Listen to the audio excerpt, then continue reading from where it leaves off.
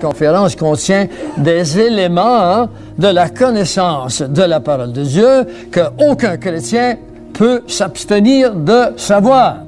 Pourquoi? Parce que ce sont des événements terminaux.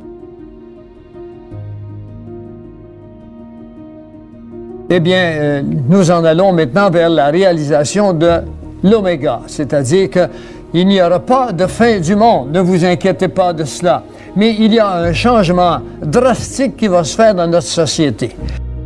Que se passe-t-il dans le monde? Nous allons explorer aujourd'hui ce qui se passe dans le monde et nous allons voir comment Dieu savait comment ça allait être à la fin des temps et nous allons voir comment Dieu a préparé qu'il va revenir et qu'il ne reviendra pas dans 50 ans, ni dans 30 ans, ni dans 20 ans. Il faut qu'il vienne bientôt parce que la terre est prête à sauter.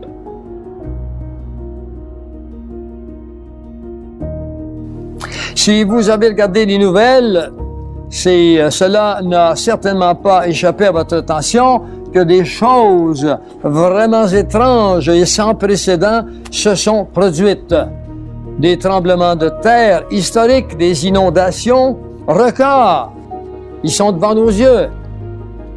Des sécheresses, des incendies, des décès massifs d'animaux, des milliers d'oiseaux qui tombent à terre tout d'un coup morts.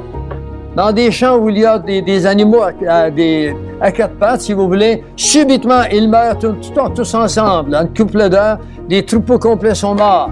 Personne ne sait ce qui se passe. C'était écrit que ça allait arriver à la fin des temps.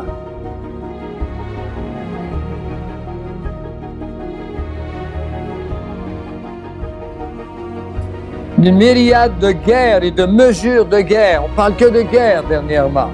De plus, vous aurez probablement remarqué le mouvement massif et rapide vers la mondialisation et le gouvernement mondial sous l'Organisation des Nations Unies. Le Fonds monétaire international, la Banque des règlements internationaux, le Tribunal mondial et d'autres institutions internationales. C'est eux qui mènent nos vies. Maintenant, ils ne se contentent pas de mener nos vies, maintenant ils veulent les prendre, nos vies.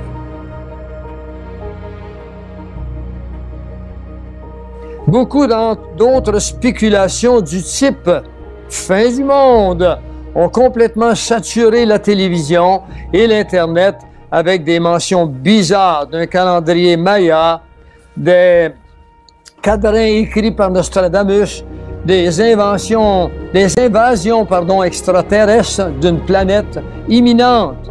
Et c'est vrai, on va la voir.